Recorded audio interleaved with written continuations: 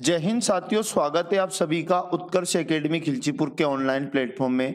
प्यारे साथियों, इस वीडियो में हम लोग एमपी पुलिस कांस्टेबल एग्जाम 2023 के लिए वेरी मोस्ट और इम्पोर्टेंट सामान्य ज्ञान के क्वेश्चन डिस्कस करने वाले हैं। प्यारे साथियों, इस क्लास में मध्य प्रदेश जीके के भी कुछ क्वेश्चन लिए गए हैं और इंडिया जीके से भी कुछ क्वेश्चन लिए गए और बिल्कुल सेलेक्टेड और इम्पोर्टेंट क्वेश्चन ही इस वीडियो में लिए गए हैं। बिल्कुल छोटी सी क्लास होने वाली है, पूरे वीडियो में लास्ट तक आपको बने रहना है। यकीन मानिएगा एग्जाम के अंदर आपको बहुत ज्यादा फायदा इस सीरीज से होने वाला है। आज का हम लोग 20वां पार्ट डिस्कस करेंगे। इससे पहले हमारे 19 पार्ट कंप्लीट हो चुके हैं। यदि बाकी के पार्ट आप लोग देखना चाहें तो प्लेलिस्ट आपको मिल जाएगी, जहां जाकर बाकी के पार्ट भी आप देख सकते हैं। इस क्लास का पीडीएफ आप डेली हमारे टेलीग्राम से डाउनलोड कर सकते हैं और टेलीग्राम का लिंक आपको इस वीडियो के डिस्क्रिप्शन में मिल जाएगा। प्यारे साथियों, यदि आप चैनल पर पहली बार आए तो चैनल को सब्सक्राइब कर लें और बेल आइकन को ऑन कर लें, जिससे आपको सभी वीडियो का नोटिफिकेशन तुरंत मिल पाएगा। आज का पहला क्वेश्चन हमारे पास है, भारत के राष्ट्रपति होते हैं। तो प्यारे साथियों, भारत के जो राष्ट्रपति होते हैं वो राष्ट्र के प्रमुख होते हैं। ऑप्शन नंबर 1 इसका करेक्ट आंसर आपको याद रखना है। और मैं आपको बता दूं, राष्ट्रपति भारत के प्रथम नागरिक भी होते हैं, तो ये जानकारी भी आपके लिए इंपॉर्टेंट हो जाती है। क्वेश्चन नंबर 2 हमारे पास है, 1966 से 1969 की अवधि को का वर्ष माना जाता है। तो प्यारे साथियों, 1966 से 1969 की अवधि को याद रखिएगा, योजना अवकाश माना जाता है। यानी कि इस अवधि में एक भी पंचवर्षीय योजना नहीं हुई थी, इसलिए योजना अवकाश कहा जाता है। और 1966 और 1969 के बीच में 3 वार्षिक योजनाएं बनी थी, इसलिए इसे योजना अवकाश का नाम दिया गया था। क्वेश्चन नंबर 3 की यदि बात करें, सर्वोच्च न्यायालय के न्यायाधीश अपने पद पर किस आयु तक रह सकते हैं। तो सर्वोच्च न्यायालय के न्यायाधीश अपने पद पर, याद रखिएगा, 65 वर्ष की आयु तक रह सकते हैं। ऑप्शन नंबर 3 बिल्कुल सही जवाब आपको याद रखना है। क्वेश्चन नंबर 4 हमारे पास है, मध्य प्रदेश के किस जिले में बाण सागर बांध स्थित है। तो मोस्ट इंपोर्टेंट क्वेश्चन है, मध्य प्रदेश के, याद रखिएगा, शहडोल जिले में बाण सागर बांध स्थित है। ऑप्शन नंबर 2 करेक्ट आंसर आपको याद रखना है। अब एग्जाम में यदि पूछ ले कि बाण सागर बांध किस नदी पर है, तो आपको उस नदी का नाम याद रखना है। ये बाण सागर बांध सोन नदी पर स्थित है। क्वेश्चन नंबर 5 हमारे पास है, गुलामगिरी पुस्तक के लेखक कौन है। तो गुलामगिरी पुस्तक के लेखक आपको याद रखना है, Jyotiba Phule. Option number 3 correct answer हो जाएगा। और ज्योतिबा फुले ने 1873 में, याद रखिएगा, सत्य शोधक समाज की स्थापना भी की थी। क्वेश्चन नंबर 6 हमारे पास है, 28 जनवरी 2023 को केंद्र सरकार ने नई दिल्ली के राष्ट्रपति भवन में जो मुगल गार्डन है उसका नाम बदलकर क्या कर दिया।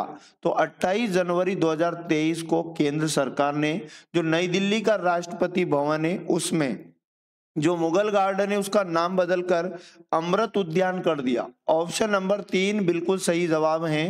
क्वेश्चन नंबर 7 की यदि बात की जाए, मध्य प्रदेश में खरगोन का महाकालेश्वर मंदिर किस राजवंश की वास्तुकला को दर्शाता है।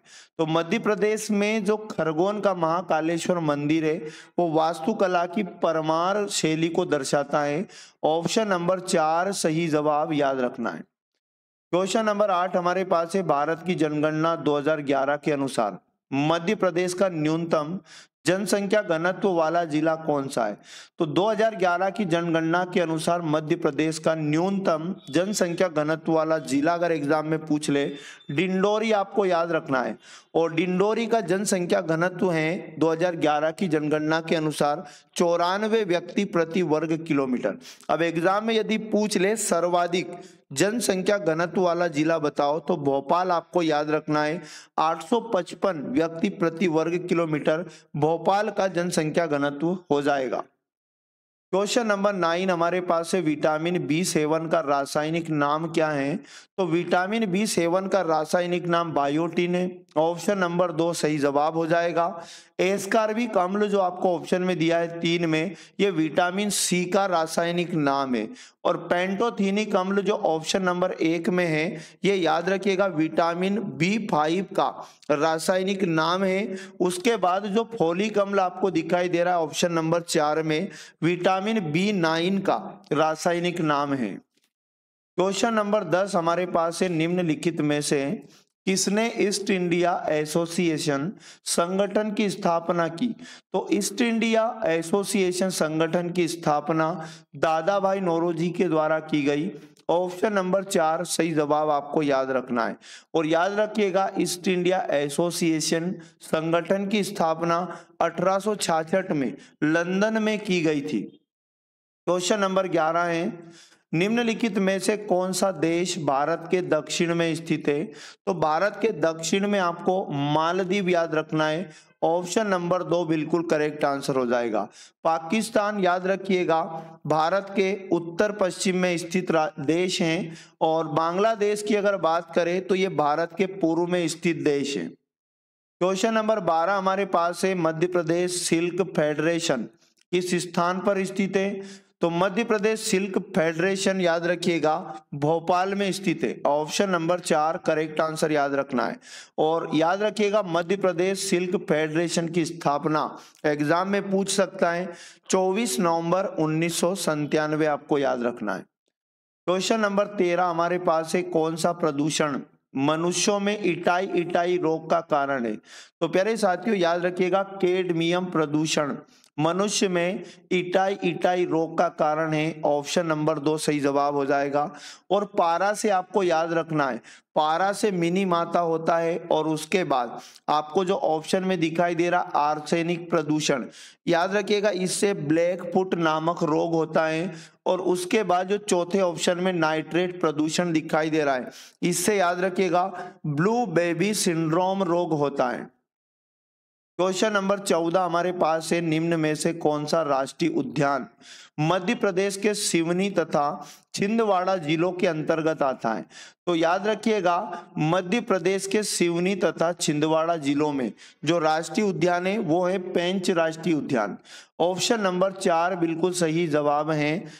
आगे यदि बात करें 15 नंबर की, गांधी जी ने चंपारण सत्याग्रह क्यों शुरू किया था?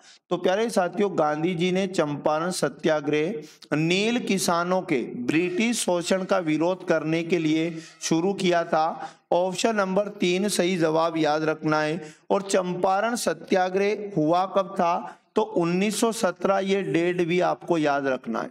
तो प्यारे साथियों ये थे डेली की भांति 15 वेरी मोस्ट और इम्पोर्टेंट क्वेश्चन जो एग्जाम के अंदर आपकी बहुत ही ज्यादा हेल्प करेंगे। तो पढ़ते रहें, मेहनत करते रहें, यकीन मानिएगा ये सीरीज आपके लिए बहुत ही ज्यादा कारगर साबित होगी। मिलेंगे नेक्स्ट वाले पार्ट में। जय हिंद, जय भारत, वंदे मातरम।